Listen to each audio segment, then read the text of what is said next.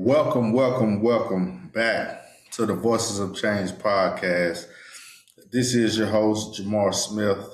This is season 6, episode 4. We're grateful to be back on the air, man. 4th of July, we were out of town, and then this past week we had a death in the family. So continue to lift my family up in prayer. We lost one of our great uncles. Guest that was on the show last in June, Brandon Perry. That was his grandfather. So I want to shout out to my family, Stacy, and the rest of the family. We're gonna be there for you through this time, and just whatever y'all need, cause we got y'all. And no matter how much we there for y'all, God is always there for you. So we continue to strengthen one another and get through this tough time. But coming off of Men's Mental Health Month, which was in June, we had a great sit down with two of my cousins, Cedric Russell and Brandon Perry, and just enjoyed those episodes, man. Those are available on YouTube, those 2 episodes. So if you haven't checked those out, you still can check those out. Just coming off of Men's Mental Health Month, those were some good sit downs, and then we had Father's Day, which was a great Father's Day. We just been some good times lately. So with family and everything, but it brings us to July, which is I was reflecting on the topic I should talk about, and it hit me like I just made 20 years as a barber, and I was like, man, what a milestone, just kind of thinking about some of the early days, thinking about my journey and my career as a barber. It's been good. Definitely thank God for 20 years. First picked up a pair of clippers. I wouldn't have thought it would. I didn't have all of this, what happened, what the journey in mind. But before we go into the journey, one of the scriptures that I always, is one of my favorite scriptures, but the scripture that I would like to read is Proverbs 18:16. It says, a man's gift makes room for him and brings him before great men. So my gifting is a barber, but your gifting might be something else, but you have to trust God and just tap into your gift, because it's going to make room for you, whatever it is. Your gift is what you would do even if somebody wouldn't pay you for it. It's something you just love to do. And I love cutting hair, man. I love the challenge of somebody handing you a picture. Hey, man, this is what I want. And then when you hand them the mirror after it's over with, or when you see them looking in the mirror, you see them looking like, yeah, just a challenge of, really, it is a challenge. I have to match the image that you have of how you imagine yourself looking. I got to match that every time you come. And so it's a challenge, but it always turns out good. Some in the early days, my first barber was Roger Thomas, and he recently passed, I think back in November or December, but that was my first barber. And I remember my earliest ages, he used to call me Hammer, because I used to do the running man all the time. I used to I thought I was a little dancer back then. But that was my first barber. Then going to high school, shout out to Stars, Twin, Corell and Durrell. Those were I bought me and my brother's barber. And then Bates, one of my partners, longtime friend, he was my other barber. If you think about it, men are very particular about their hair, and if you get good barbers, you're not gonna need a whole bunch of them. So it's only been about 3 or 4 guys that ever cut our hair, and it just talks about the importance of a barber. But I guess the first thing that made me fall in love with barbering was or maybe intrigued me about barbering. I had two cousins, Jarvis and Dion. They're no longer with us, but they motivated me. Jarvis would draw designs back when I was growing up. Designs was big. It's about swag. The Gumby cuts, the DuckTales. Y'all remember them? The parts. MC Hammer had the little parts. Bobby Brown. It was swag. Jordan came with the bald head, but Fresh Prince. If you watch those Martin shows, and boys had the fades. I went back recently and looked at Fresh Prince. It wasn't even his fade wasn't all the way blended in. I'm like, come on, cuz. But that was a part of the style back then. But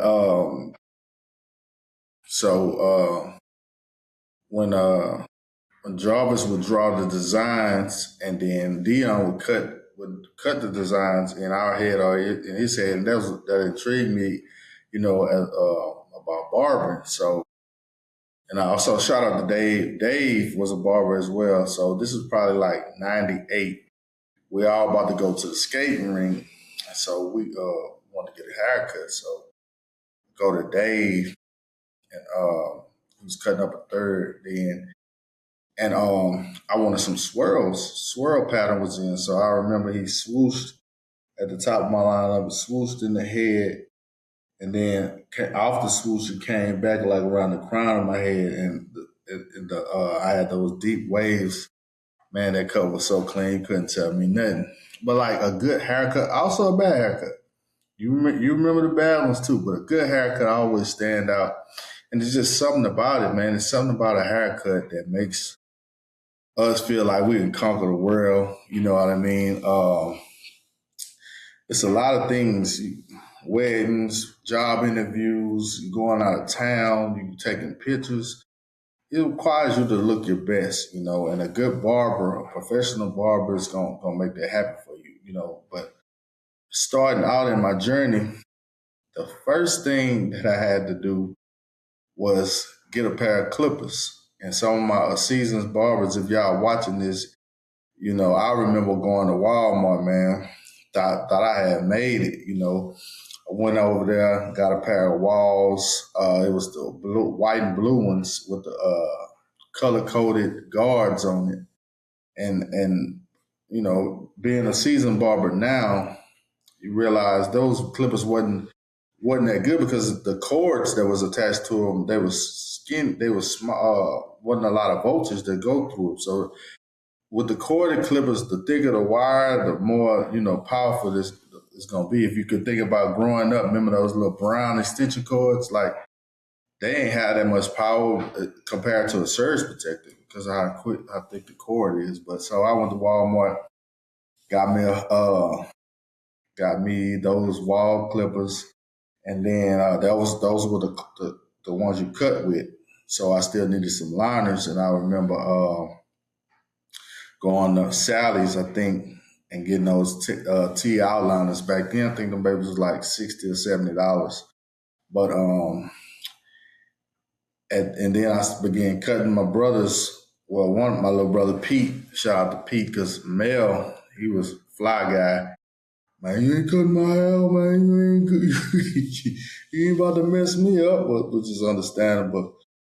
But those early days, I had one got my set of clippers, and then I started cutting a couple, my brothers and stuff like that. But when I was in college, after high school, they had two guys that cut in our dorm. We had turned one of the rooms into a barbershop, and so before class, it would be a blank piece of paper, and you would sign your name. You would put your name down, for after class who would get a cut. So that was like on a weekly thing, and that was one of the motivational factors. Seeing those both of them name was Phil, but one of them name we called him Fila. So seeing them boys, and I think back then it was only like $7 to $10 per person, but them boys would be booked. Them boys would be booked from like 3:30 to like 8, just cutting nonstop. And that was something I seen. I was like, man, this is lucrative. If you really can get good or really master your craft. So that was one of the things that stood out. And so once I left college, um, I knew I wanted to be a barber. So I started cutting at my mom's house, and I started pick up a little clientele and stuff like that. So started getting more clippers, started tuning my clippers and stuff like that. And so for the first 4 or 5 years, I was cutting at the house. And I remember I started to get serious about it. I was praying one day and I heard the name Cuts of Wisdom Barbershop. I was like, I ain't never heard of nothing like that. Like God had gave me the name for my shop. And this was like 2010. And so a lot of times you have to write down those things that you get in prayer. And some things are going to happen soon, some things are not. But those things that you hang on to, you believe God for, they surely going to come to pass. So that was like 2010. I got the name for the shop. So I just kind of put it on the shelf. And let's see, fast forward to 2012. So I'm finally getting ready to transition from the house to an actual barbershop. And so I linked up with a guy named Sorrento, which is one of my close friends, good buddies of mine. Now, mind you, one of the things you got to realize once you transitioning from the house to a shop, especially back in those days, is that the lighting is going to be way better. If you're cutting at home, back then wasn't no ring lights and stuff like that.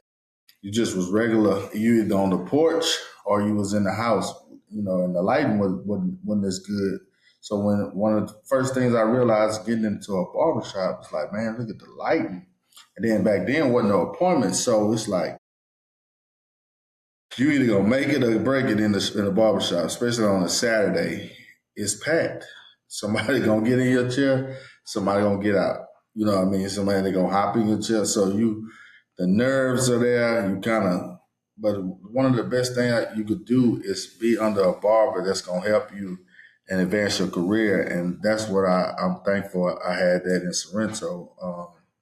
I remember the first day I came to the barbershop. He's like, man, we're gonna show you how to use the razor. We're gonna show you everything we need to show you. You know what I'm saying? To master your craft. And so that was a big catalyst in my barber career. And I would advise most people, if you can, be an apprentice first. It's avenues to go to cosmetology school or barber school, but if you have an opportunity to be an apprentice, I would do that because for one, you're working in the barbershop, you're making money, you're seeing clients, but you're working directly up under a master barber who's going to enhance your craft and show you, things, how to master your barber career.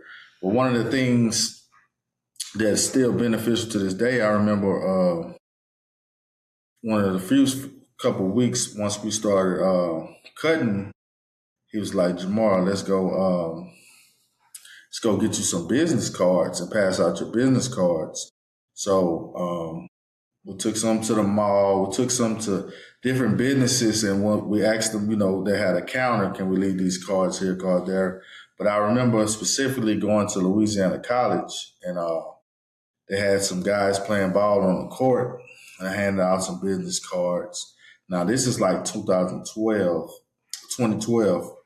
and I'm still reaping the benefits from passing out those cards back in 2012 because now I cut the head boys basketball coach, and a lot of his team, his players come, coaches that might need a cut. He recommended. Shout out to Zach Barnes, man. He'll be on the show soon, but had a great relationship with him.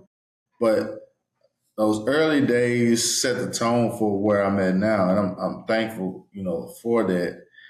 Um, just kind of transition a little bit about let's see, when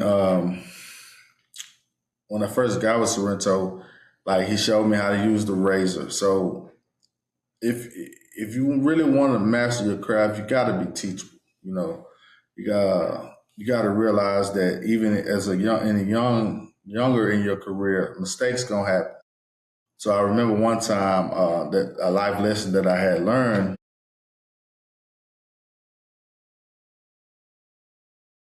I had cut a guy's hair. He had like a little fro, and he wanted like a taper. And so I'm shaping up his hair. I got the front nice, and when I get to the back, I don't know if I rushed or didn't look at it right, but went up, and a little plug of hair came out, and it didn't. In that moment, like I froze. I'm like, man. So I didn't even tell the guy. So man, I kept cutting, trying to fix it, couldn't really fix it. So he looked, hands in the mirror. Everything else looks good. He leaves. About 20 minutes later, I guess somebody saw the back of his head, like, man, you got a plug in. So he comes back in, and he's like, bro, you messed my haircut up, man.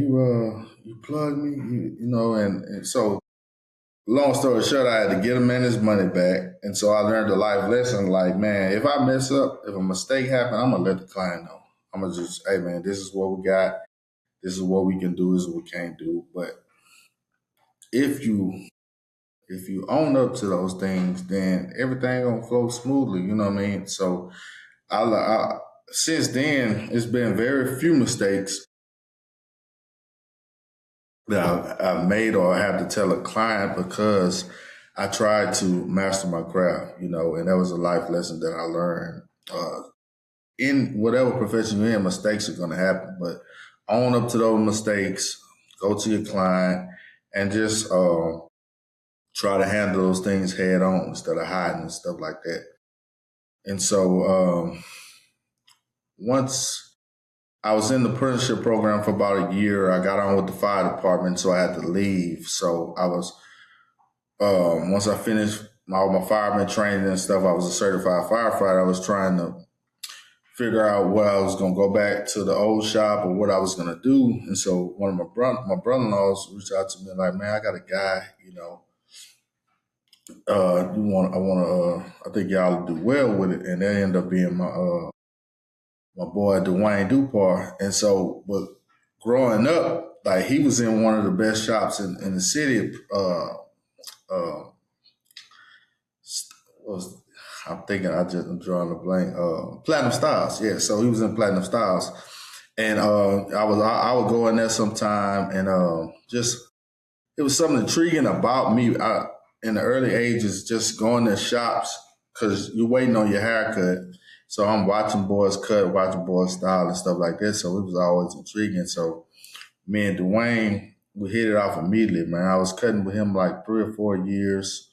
Um, He had great professional. He told me how to be a professional in the barbershop. Like I learned each barber that I was under, I learned some things I can do, to further my career. But he was always on time. He was tidy. He was professional.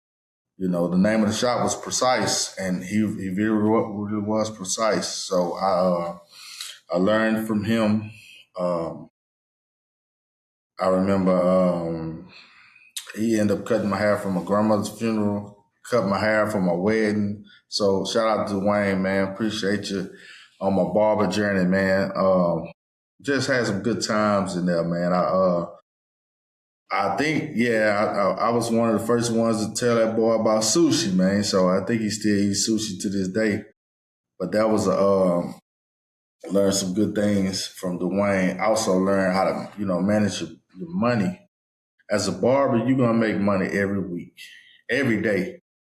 So the biblical and the right thing to do is pay your tithes and your offering, but then you pay yourself a salary. So you won't waste your money. You decide what that salary gonna be, whether it's $200 a week. Manage that. You might have access to the rest of the money. You're gonna make money, but you make sure you always pay your booth rent. if you're in a shop that you have booth rent, which is back then it was like I think it was 125, which was basically one haircut at your first haircut, because I think cuts was like 25 back then, 25, 30. So your first haircut, you just set that money aside. And I remember I never, I always made my booth rent. I always was able to, then working with Dwayne, he was, you get like a week vacation. So that week you didn't have to pay booth rent. So that was some good things I learned from him. But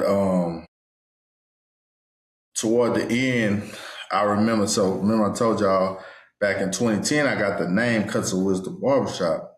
Also, one of the scriptures that stood out too when I was with Sorrento and with Dwayne is that if you're faithful with that of which is another man, God will give you your own. So a lot of times, if you're a barber, beautician, other professions, but a lot of times you're going to be working in someone else's shop, and how you handle those situations, how well you do that, that's going to depend on you getting your own, because that's what the scriptures say. You faithful with that which is someone else's, God will give you your own. So I remember by 2018, toward the end of 2018, I started praying, and I had finished my barber license and everything like that. I ended up going with my buddy Bates for a little while, cutting in his shop. It was me, Bates, and Tevin. And it was just a different environment. It was in the quarters. My boy Yancey used to come in there, BO. Man, we had a good time. It was just a good time, And but I remember, but after that, I had went back with Dwayne, and so we was cutting it, and I was praying about. I started thinking about the name of my barbershop, and just thinking about branching out. And I remember praying, and then I just kept getting the, you need to go to the account, and which is it's about 30 minutes, maybe 25 minutes, like, away from where we at. So all of that ended up happening. So I went to the account. This was 2019. We got our barbershop got LLC, got the name and everything like that, and got the building that we was gonna cut in. I was super excited. So everything, the paint and all that wasn't even finished before we had the grand opening, and then we started cutting. But one of the things you learn is that, make sure everything is working right before you open your doors. You know what I mean? Because you want the customer to experience the best experience possible. You don't want them coming to a shop with the air not working or the heater not working. You want to iron out all those kinks. It's about being professional. But that was 2019. We opened in June the 1st of 2019, and so that about 6 months, then COVID ended up happening. So once COVID happened, we ended up brought the shop home, and we've been here ever since. But it's been a blessing, man. Just reflecting on 20 years, man, like I wouldn't imagine all the things that have happened in my career. Met some great barbers. TJ Malvo, man, shout you out. This man making great moves. He's opened several barbers. He has several barbershops in the Baton Rouge area, but he's also opened like 3 locations inside of Walmarts. I think one is in Houma, Prairieville, and St. Martinville, if I'm not mistaken, or something like that. But so he did a barber night a couple years ago, and so when you first starting out, you just trying to be the best, or trying to get your bearings of how you're gonna cut and what you're gonna do and stuff like that. But some of the things that have happened in my career, I wouldn't have never imagined. So he started a barber night at the Pelicans game. So he reached out to all the barbers in the state, and everybody met up at a suite. And then at the end of the game, we got to take a picture on the court. And so we got to network and meet a couple people. And so that ended up being a great mentor for me. So I think last summer he was doing a football camp for, one of the NFL players, Christian Fulton, that went to LSU, was playing for the Chiefs, and he's from Marrero, Louisiana, and so he was doing a camp for the kids, his first annual camp, and TJ reached out to a couple barbers to come do the camp, and I was like, I know it's 3 hours away, but I reached out to TJ and I was like, man, I'll be there. He's like, you gonna come? I was like, bro, what opportunities do I have out here to do an NFL camp? So I'm coming out there. So me and my son loaded up. We rode out there and had a great time. Met some good people and donated some haircuts and experience of a lifetime. And so that led to this past December. Well, TJ reached out. We was able to cut at the Independence Bowl with Louisiana Tech and Coastal Carolina. So, like, I never would imagine, in 20 years, like, I would be in this position. But like, I've been fortunate enough to be able to cut some great guys, man. Cutting hair is more than just somebody sitting in your chair and you giving them a haircut, man. It's really just that one-on-one time where you can pour into that person, they can pour into you. And a lot of times, even though you got marketing, you got apps and websites and all that, word of mouth is going to be the best key to getting clients. How I treat a person goes a long ways. Your gift make room for you, but a good name is rather be chosen than silver or gold. Like, so how I handle a person, if I just say I don't handle a person right, that person not going to recommend me to someone else that's looking for a barber. So I potentially hurt several clients just by hurting one. So you're a learning experience early in the game. If you can, customer service is how you go to the next level. I don't care if you're the best barber in the world. If you don't return people's phone calls, if you're not on time, if you double booking clients, if you not clean, it's a professional. If you want to be treated professional, you got to show professionalism. So that's one thing I learned. Also, you know, try to make a mark. Listen to your clients. Always just listen. I remember growing up, going to the barbershop, just being in there. A barbershop is a safe space, a safe haven where men can, come together. You have sports debates. You have all wealth of knowledge that goes forth in the barbershop, man. But I like to shout out to, stars, Corell and Durrell. Them boys motivated me to do what I'm doing today. Dwayne Dupar, Sorrento Hardwell, Brandon Tony, Bates. Let's see, Junior King, Dave, Shane, a few more barbers, EJ. Like, man, there's a lot of guys that came before me like that mastered the craft, and Chris. So, man, just shout y'all boys out, man. I also want to shout out my little brother. I guess maybe back in August, he called me and he was like, bro, what I got to do to be a fireman? And I was like, man, first of all, you probably want to get your EMT license. After that, you can write your ticket. You can work in the ambulance. You can work in the ER. You can work as a fireman. You can do a lot with that. And recently, about 3 weeks ago now, he got his EMT license, man. So I want to shout out little bro James, man. That's you set up for life, bro. You know what I mean? And I'm proud of you for going and taking that step. I know it wasn't easy, but a lot of times, man, the things that are easy, not really what we should be doing. The things that's gonna cost us something, that's what we should be doing. If it ain't costing you nothing, you might want to reevaluate it.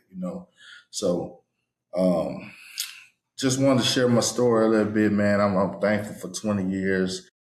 Thankful for soon we'll be in a brick and mortar building. Gonna be looking for apprentice and other barbers that want to come in and build your brand. Take yourself serious. If you don't take yourself serious, no one else will. So you got to take if you want to be a business owner, take yourself serious. Get your LLC, get your clippers, get your everything, get your branding, and do all those things. And then if you believe in yourself, other people will. So I want to leave y'all with those nuggets. Continue to support. Appreciate everybody that support us. And love y'all. God bless.